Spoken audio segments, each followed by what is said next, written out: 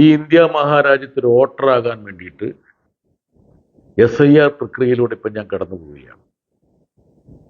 നേരത്തെ തന്നെ SIRന്റെ ഫോം പൂരിപ്പിച്ചു കൊടുത്തു, ഡോക്യുമെന്റ്സ് കൊടുത്തു, എല്ലാം കൊടുത്തു. പോരാ, ഇനിയും കടമ്പകളുണ്ട്. ആ ഒരു കടമ്പയുടെ ഭാഗമായിട്ടാണ് BLO ഷാജിലാൽ എന്നോടൊപ്പം ഇരിക്കുന്നത്. ഷാജിലാൽ ഒരുപാട് ഹിയറിങ്ങിന്റെ കടലാസുകൾ തരുന്നുണ്ട്. ഞാൻ തന്നെ കൊടുത്ത ഡോക്യുമെന്റ്സ് പരിശോധിക്കുന്നുണ്ട്. അതുകൂടാതെ എൻ്റെ ഫോട്ടോ എടുത്ത് അപ്ലോഡ് ചെയ്യുന്നുണ്ട്. ഇതാണ് കേരളത്തെ പാർലമെന്റിൽ പ്രതിനിധീകരിക്കുന്ന ഒരു MP അവസ്ഥ.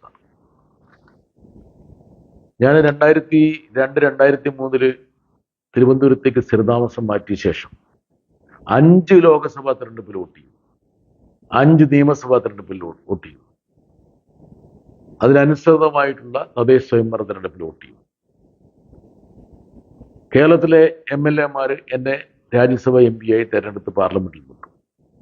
അതൊന്നും പോരാ, ഞാനൊരു വോട്ടറാണെന്ന് ജ്ഞാനേഷ് കുമാറിനെയും സംഘത്തെയും ബോധ്യപ്പെടുത്തണമെങ്കിൽ ഞാൻ ഈ പ്രക്രിയയിലൂടെ കടന്നു പോകുന്നു. എൻ്റെ അവസ്ഥ ഇതാണെങ്കിൽ ഷാജിലാലെ, സാധാരണക്കാരൻ്റെ അവസ്ഥ എന്താകുന്നത്? എന്തായിരിക്കും അവൻ്റെ അവസ്ഥ? ഈ SIR എന്നൊക്കെ ഞങ്ങൾ പറയുമ്പോൾ എന്താണ് ഇതിൻ്റെ കാഠിന്യം, എങ്ങനെയാണ് ഇത് നമ്മുടെ വോട്ടർമാരെ പ്രതികൂലമായി ബാധിക്കുന്നത് എന്നുള്ളത് പലർക്കും അറിയില്ല. ഷാജിലാലിനെ ബോധ്യപ്പെട്ടിട്ടുണ്ട്.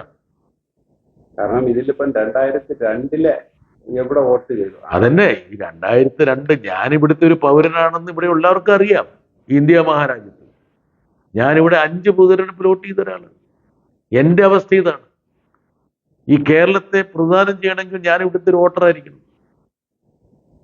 ഒന്നും വേണ്ട, ഞാൻ ഇവിടുത്തെ സ്ഥിരതാമസക്കാരനാണല്ലോ, അതിനുള്ള എല്ലാ ഡോക്യുമെന്റ്സ് തന്നു. അത് പോരാ. ഇതാണ് ഇന്ത്യയിൽ ഇപ്പം നടന്നുകൊണ്ടിരിക്കുന്നത്. ഇനിയിപ്പോൾ എൻ്റെ പിതാമഹന്മാരുടെ രേഖകൾ കൂടി ഞാൻ കണ്ടെത്തി കൊടുക്കേണ്ടി വരും. ആ രൂപത്തിലേക്കാണ് കാര്യങ്ങൾ നീങ്ങുന്നത്. ഈ രാജ്യത്ത് ജനാധിപത്യം എത്ര ദുഷ്കരമാകുന്നു എന്നുള്ളതിൻ്റെ ഒരു ദൃഷ്ടാന്തമാണ്.